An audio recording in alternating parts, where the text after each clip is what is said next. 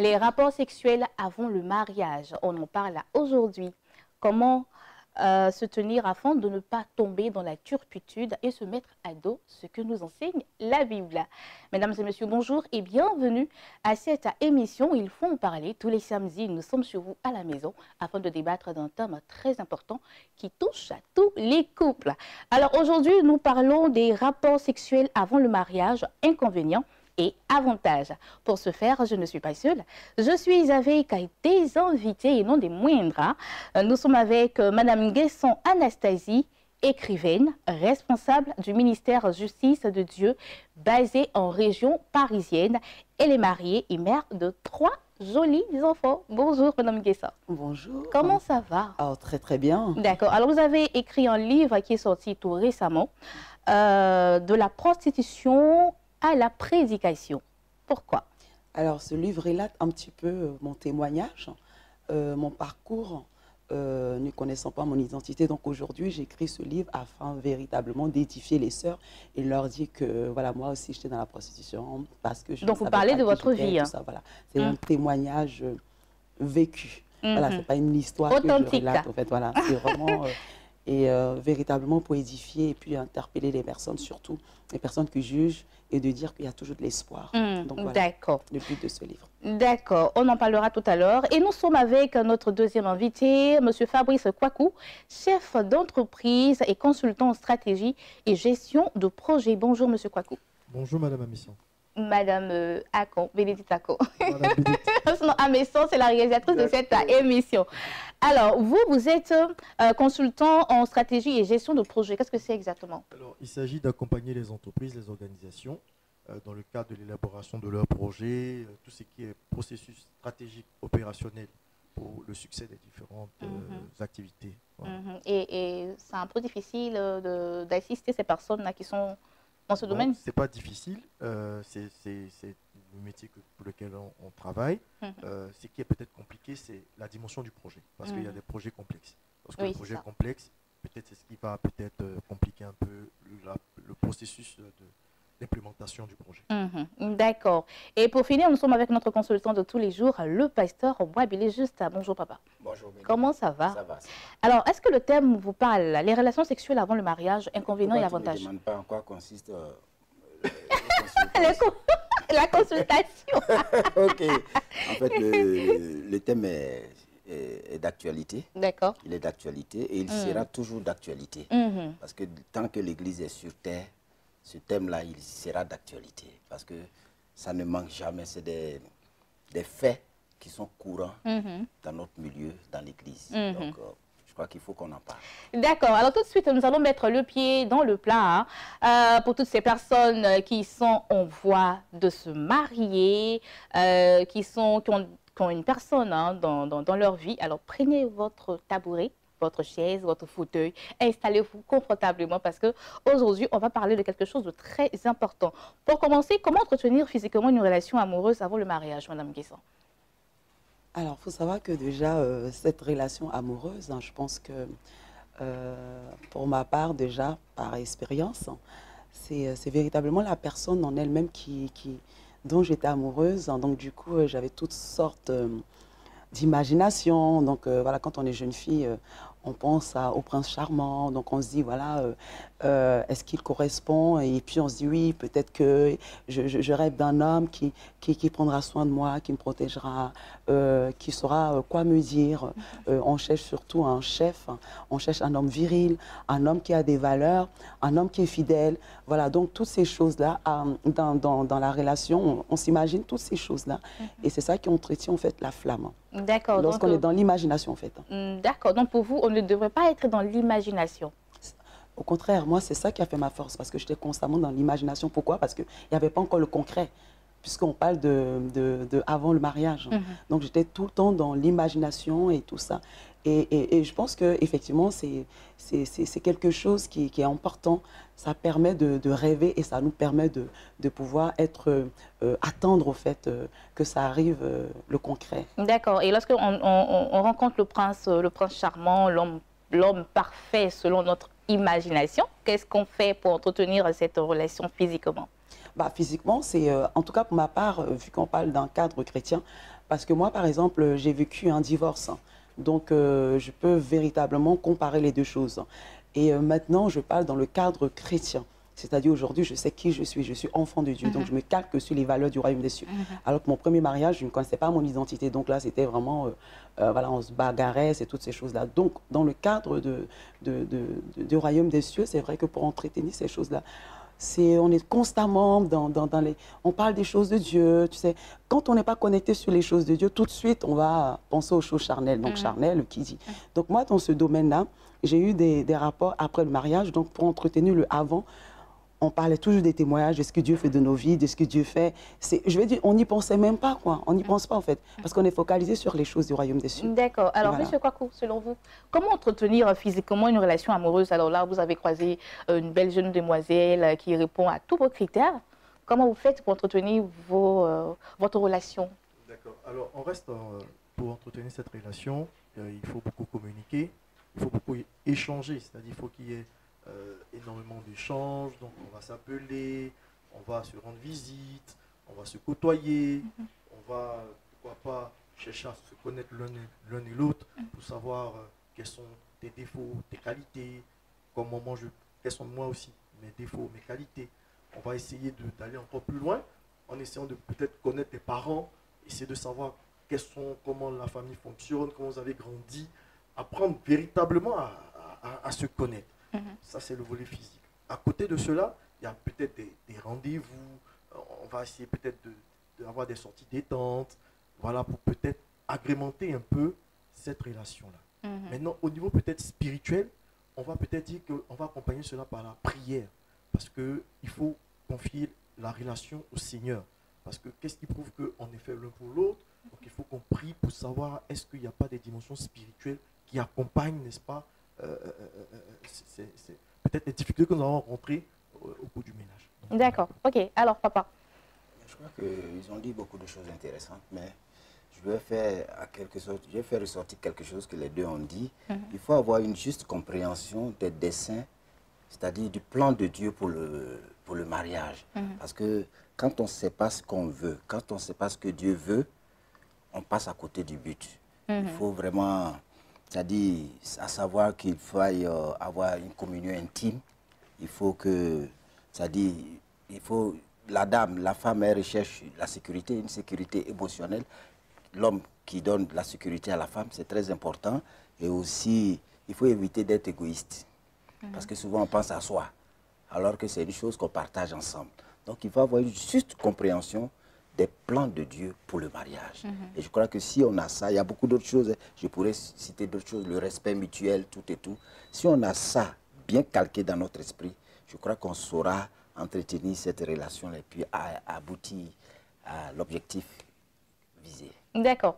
Alors, Madame Guesson, que devrait-on attendre de son fiancé dans notre démarche vers le mariage? Vous avez rencontré, tout à l'heure, vous avez parlé du prince charmant. Qu'est-ce que vous attendiez de votre prince charmant avant le mariage? Du coup, moi, par exemple, par rapport à ce que j'avais dit, je peux véritablement, aujourd'hui, avec ma maturité que j'ai, mon premier mariage, c'est à l'âge de 23 ans.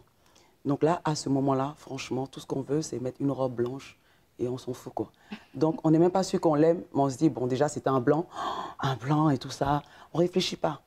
Donc là, c'est vraiment l'occasion de se marier. Je vais faire plaisir à mes copines. Tout le monde verra que je me suis mariée un blanc, j'ai mis une robe blanche et tout ça. Maintenant, il y a la deuxième étape où là, on prend de la maturité. On est enfant de Dieu. On connaît le but. On sait où on va. On comprend que le mariage, c'est quelque chose de précieux. À ce moment-là, je dis qu'il n'y a pas cette précipitation parce qu'on sait que c'est lui. Et quand on sait que c'est lui, je vais dire tout de suite, naturellement, pour ma part, je n'ai pas les mêmes ressentis. Parce que quand je me projette dans le passé, parce que j'ai 8 ans de mariage, avec mon premier mariage, quand j'avais 23 ans, je dis on brûle les étapes. Tu sais, c'est charnel, c'est vraiment, on veut faire pour plaire. Mais quand il y a une maturité, on se dit, on sait que c'est lui. On n'est pas pressé. Selon vous, est-ce qu'il y a un âge de maturité pour se marier? Moi, je pense que oui, c'est l'expérience de la vie aussi. L'expérience de la vie. Parce que moi, personnellement, vu que j'ai rencontré beaucoup de couples, je pense que c'est l'expérience de la vie. Il y a ce côté où, franchement, on n'est pas conscient, où on rentre dans le mariage parce qu'on se dit, bah oui, j'ai l'occasion de me marier, on ne sait même pas ce que ça signifie. Et puis quand on rentre dans le mariage, on s'en fout, de toute façon, je suis mariée. Et puis après, mais quand on est dedans, il y a tous les problèmes. Donc voilà, maintenant, il y a le côté où on est conscient, on sait où on va. Donc on ne brûle pas les étapes.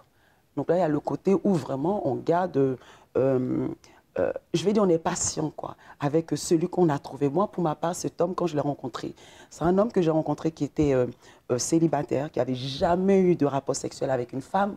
Donc ça, c'est incroyable. Alors que moi, mon passé, j'avais été prostituée, mariée, divorcée. Je vais dire, je ne brûlais pas d'envie, quoi. Pourtant, ça aurait pu, on aurait pu dire, ouais, elle est chaude et tout ça. Non, parce que ça va dans une dimension spirituelle où on se dit, waouh, je pense que cet homme-là, il est véritablement celui que Dieu m'a destiné. On sait être patient. On sait être patient parce qu'on a la capacité divine en nous, bien sûr. Et donc, comme on sait qu'on a cette capacité divine, on fait les choses naturellement, quoi. Je vais dire, je n'ai pas souffert de ça, en fait. Alors que quand j'avais 23 ans, franchement, alors là, je ne pouvais pas attendre. Oui, mais du tout ce que tu veux, toutes tes doctrines de Jésus revient demain, ce n'est pas mon problème. Il fallait... voilà, c'est charnel, quoi. Voilà, on a vraiment envie de consommer. D'accord. Parce qu'on est immature. Alors, tout de suite, qu'est-ce qui a été le déclic sur le deuxième qui a fait la différence avec le premier? Le déclic, hein, c'est incroyable. C'est...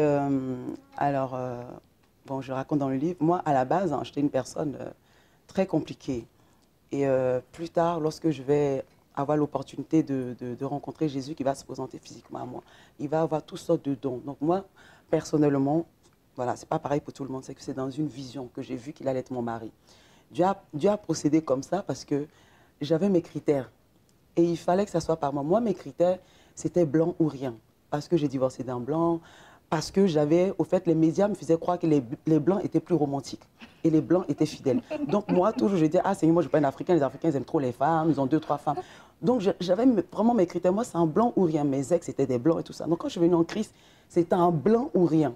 Donc il a fallu que j'ai un songe, mais tellement clair que mon mari serait un noir de chez noir et qui vit en Côte d'Ivoire. Alors là, je me dis, Seigneur, là tu as tout fait. C'est même pas un noir qui vit en France, c'est un noir qui vit en Côte d'Ivoire. Donc là, pour moi, et je peux vous dire que ce songe, quand je l'ai vu, j'étais tellement remplie d'amour pour lui parce qu'il fallait un amour surnaturel. Hein, parce que franchement, voilà, j'en revenais pas, quoi. Donc je l'aimais, mais je ne savais même pas pourquoi. Et Dieu m'avait montré son cœur et ses valeurs. Et je peux dire aujourd'hui que quand on sait faire confiance à Dieu, plutôt qu'aux médias, on n'est pas dessus. Parce que cet homme, par expérience, tous les blancs que j'avais vécu, est plus romantique que tout ce que je pouvais imaginer, tout ce que les médias me faisaient croire. C'est-à-dire quand Dieu donne quelque chose là, il sait ce qu'il te donne. Donc voilà, donc pour moi, véritablement, c'était le déclic, c'était lui. C'était lui. D'accord. C'est un blanc que Dieu lui a donné. C'est ton blanc. Un blanc, la peau noire. Il est très noir. Très noir. C'est ton blanc. D'accord. Alors, Monsieur Kwaku, là, on va parler qu'est-ce qui a été le déclic chez vous? Parce que là, vous êtes marié depuis 10 ans. Depuis 10 Amen. ans. Voilà. Donc, qu'est-ce qui a été le déclic chez votre femme? Bon, je dirais que c'est la patience. J'ai été quand même patient. Non, c'est vous, mais c'est elle. Bon, elle était patiente aussi. Hein, parce que, en temps normal, pour des chrétiens, il faut apprendre à s'étudier, il faut apprendre. Mais elle a eu un autre regard sur ma personne lorsque elle a commencé à voir la dimension un peu plus intellectuelle, mais encore que je priais beaucoup. À cette période, je priais beaucoup. Donc, ça l'a fascinée et encore que j'étais chaste. Donc, ça fait que c'est plus rapproché de... D'accord. Donc, vous n'avez pas eu de rapport avant le mariage? Non. D'accord, ok. Et que devrait-on attendre de son fiancé? C'est-à-dire, elle, vous n'avez pas eu de rapport. Alors, qu'est-ce qui vous a le plus rapproché? Bon, je pense que c'est la vision. Très ambitieux. Donc, je pense qu'elle a vu que j'étais très ambitieux. Je pense que ça nous a beaucoup rapprochés. Et la dimension de la prière également, parce qu'on prie ensemble. Voilà, on prie ensemble et ça nous a beaucoup rapprochés. Et on partageait beaucoup de choses, beaucoup de projets, beaucoup d'idées. Donc, ça fait qu'on était complices sur les idées. Mais tu peux faire comme ça, tu peux faire comme ci. Donc, on a commencé à penser à l'avenir ensemble. Voilà, elle a vu qu'elle avait quelqu'un avec qui elle pouvait aller de l'avant. Et ça, je pense que c'est peut-être ça qui était peut-être... La prière, la prière commune? La prière commune et puis la vision que j'avais. Voilà. D'accord. Alors papa, que devrait-on attendre de son fiancé? Bien, son background a joué. C'est un concepteur de projet. Donc, il fait les choses à... mais c'est ça. Oui, mais c'est ça. Ça l'a influencé. Donc, c'est un peu ça. Mais moi, je crois que ce que je vais ajouter, il faut être sincère. La sincérité doit être de mise. C'est-à-dire, il faut être vrai dans le rapprochement. Il faut être vrai. Parce que, tu vois, dans ce genre de contact, si celui qui est en face vient de tout son cœur, et puis il se rend compte que tu es un peu zigzag, il faut être vrai. Il faut être vrai. C'est-à-dire, il faut sortir ses tripes. Ne soyons pas opaques dans nos échanges ou alors hypocrites. C'est très important. L'hypocrisie ici ramène à faire quoi? Parce qu'il y a des personnes qui montrent un visage et puis après le mariage, on voit un deuxième visage. Comme quelqu'un le disait, quand on est en contrat d'embauche, on est gentil. Mais une fois embauché, on relâche. C'est-à-dire on montre sa vraie nature. D'accord. Mais c'est dès le départ qu'il faut... Parce qu'il y a des gens qui sont très fins.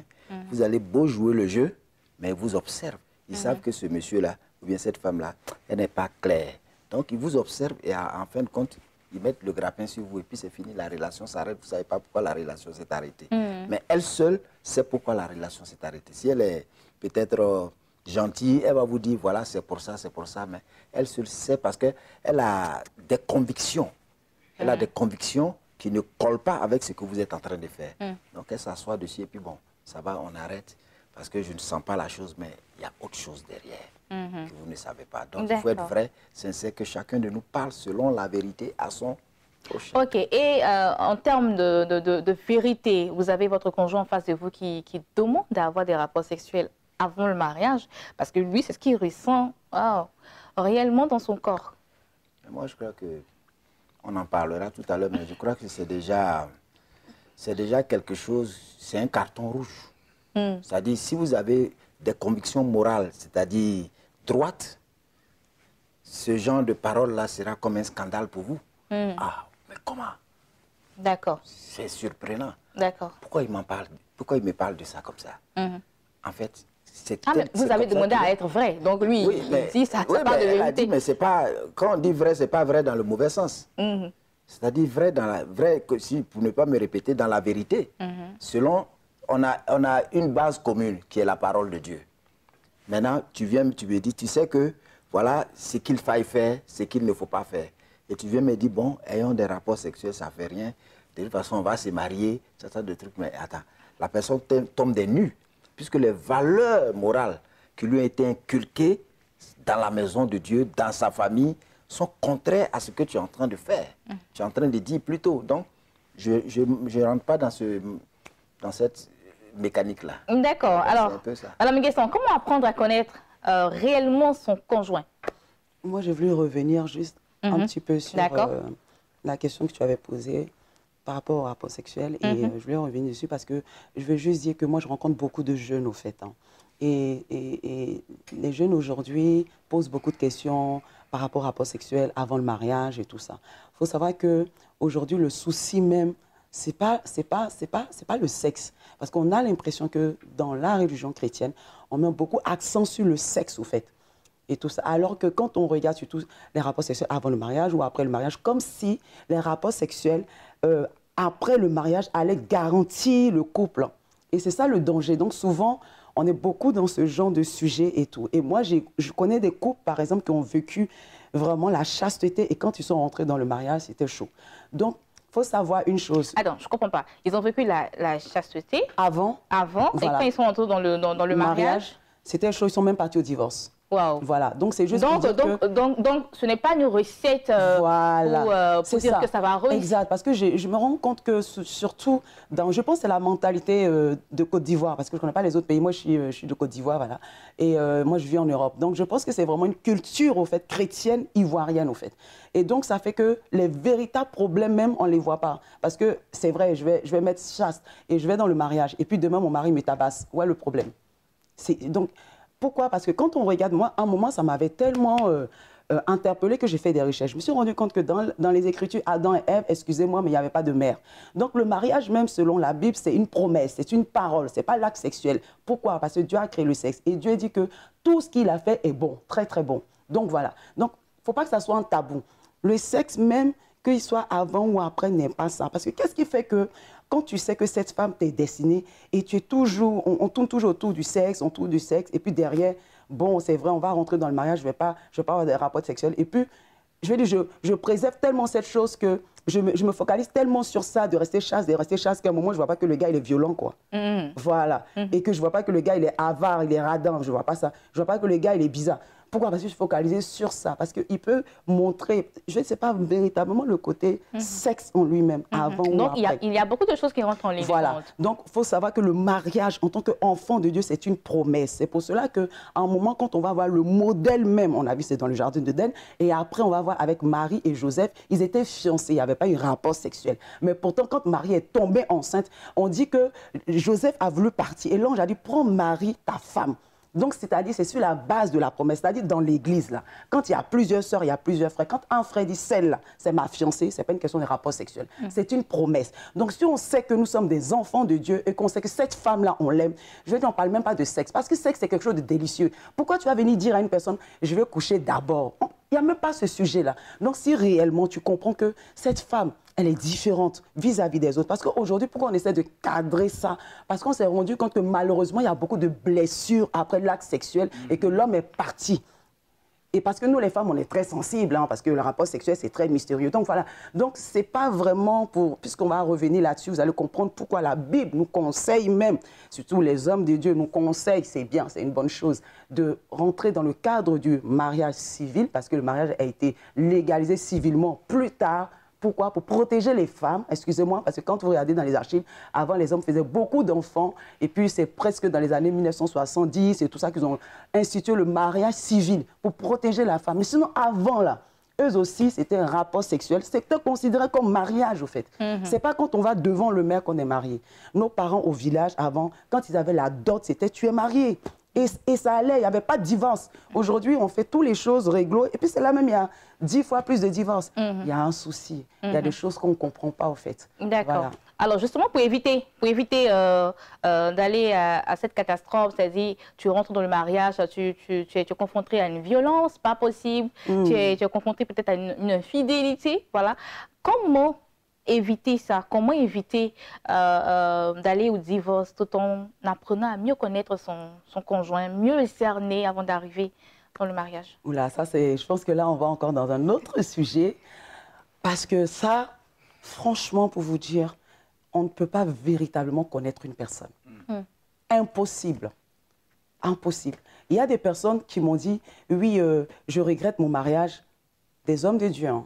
Je regrette mon mariage parce que je pense que je n'ai pas eu le temps de connaître ma femme. Et il y en a qui disent, c'était mon amie, pour autant, voilà ce qu'elle m'a fait. On ne finit pas de connaître une personne. Ce qu'il faut faire, nous avons une grâce d'être enfants de Dieu. C'est-à-dire, on a quelque chose qu'on appelle le Saint-Esprit. C'est à lui qu'on doit se confier. Pourquoi? Parce que dans le jardin d'Éden, toujours que j'aime bien prendre comme exemple, on va voir ce qui s'est passé. C'est que quand il va avoir le péché vis-à-vis de Ève, ça va être la conséquence de la malédiction. On dit, désormais, tes regards se porteront vers ton mari. Il dominera sur toi. Donc aujourd'hui, le souci dans le mariage, c'est que la femme, elle attend de trop de son mari qu'il soit un sauveur. Excusez-moi, mais votre mari n'est pas un sauveur. Il ne peut pas combler le vide que vous avez. C'est le Saint-Esprit qui peut combler votre vide. Et moi, j'ai vécu ça autrefois. Je pensais que c'est lui qui allait être mon sauveur. Donc quand on se détourne du regard, parce qu'on a été racheté de la malédiction de la loi, désormais, c'est Christ vers qui notre regard doit porter. Et c'est lui maintenant à qui on doit crier, pas l'autre. Parce qu'un homme reste un homme. Quand je dis homme au sens genre humain, une femme reste une femme. D'accord. C'est vraiment Christ qui doit être au centre. Nous sommes enfants de Dieu, nous sommes lumière, nous sommes modèles différents des autres de la terre. On a quelque chose que les autres religions n'ont pas. C'est le Saint-Esprit. Il nous donne la capacité de vivre dans une dimension extraordinaire. Dans le mariage chrétien, ce n'est pas de haut et de bas, c'est de progrès en progrès, de gloire en gloire. Je sais de quoi je parle, c'est du vécu. Oui, je comprends. Il faut considérer la dimension sociale de l'homme, de l'être humain. Parce que nous sommes des êtres sociaux, des êtres sociaux plutôt. C'est bien ça, non? Des êtres sociaux. Et on ne peut pas s'épanouir l'un sans l'autre. Ça, c'est clair. Donc, il y a cet aspect-là qu'il faille considérer pour que, tu vois, le rapprochement soit plus vrai, plus sincère. Il y a cet aspect-là qu'il faille considérer. Et puis aussi, il y a le besoin de compagnie. Le besoin de compagnie est très important. Parce que là, quand on parle de rapport entre monsieur et madame, entre fiancés, il faut savoir que, disons, les choses, comme on appelle ça, la relation sexuelle est la partie la plus intime du mariage. D'accord. OK. Donc, on ne privilégie pas ça. Non, pas ça. Mais, ouais, vous allez voir que, je vais parler un peu terre à terre, quand tu vois dans les fiançailles, là, quand ils font palabre dans les fiançailles concernant, il est violent, tout ça, là, souvent ça se termine là-bas. Où? Rapport sexuel. Ah, d'accord, ok. Ils pensent que c'est la solution. Ça se termine là-bas. En fait, je crois que c'est les pulsions. Les pulsions, parce que les rapports physiques, c'est inné en l'homme. D'accord. C'est inné en l'homme. Donc, trop de rapprochements, quand il y a une petite situation qui arrive, souvent, ça a trait au rapport sexuel. Il ne peut pas dire directement que je veux, mais comment tu vois la chose qui est devant toi, c'est prêt et puis tu ne peux pas manger. D'accord. Donc tout ça là, ça crée le stress. Il y a les petits palabres qui sont en fait des ramifications, mais le point focal même des histoires, c'est ça. D'accord. Et quand ça finit là-bas, comme vous l'avez dit. Comme on dit, on est tellement focalisé sur ça que ça nous attire plus. D'accord. Alors que... D'accord. Et quand ça finit comme ça, comme vous l'avez dit, ça finit là-bas, la suite c'est quoi? Est-ce que ça va, tout est bon maintenant? Mais on va voir ça tout à l'heure. Nous y sommes déjà, nous avons déjà... La suite. Vous savez, elle a dit, elle a parlé de ça un peu, ce n'est que frustration. Parce que là, ça va tuer quelque chose qui est très important dans le foyer, dans le couple, la confiance. D'accord, ok. La confiance, zéro. Parce que c'est un serment on a prêté serment devant Dieu, devant les hommes. C'est-à-dire, on s'est mis, comme on dit, la corde au cou, on ne fera pas ça. Et on vit par rapport à ça. On dit, ah, ils sont chastes. Hey, Seigneur, je t'en supplie. Et puis, nous deux, on se cache pour aller faire. D'abord, toi qui m'as entraîné dans ça, là. Tu as ta part de responsabilité. Il y a un sentiment d'auto-accusation. L'un va accuser l'autre. Et puis, bon, tu vois, moi, j'ai eu affaire à des couples comme ça, où il y a eu ça. Mais le monsieur, après, c'était devenu un enfer pour la femme. Quand elle revient du travail, allô, tu es où? Tu fais quoi? Tu es dans quelle voiture? Il n'a plus confiance. Problème de confiance. Parce que tel qu'il a eu, là, il pense que quelqu'un d'autre peut l'avoir comme ça aussi. Exactement. D'accord. Alors, monsieur Kwaku, vous avez dit tout à l'heure que vous aviez été chaste avec votre fiancée avant qu'elle ne soit votre femme.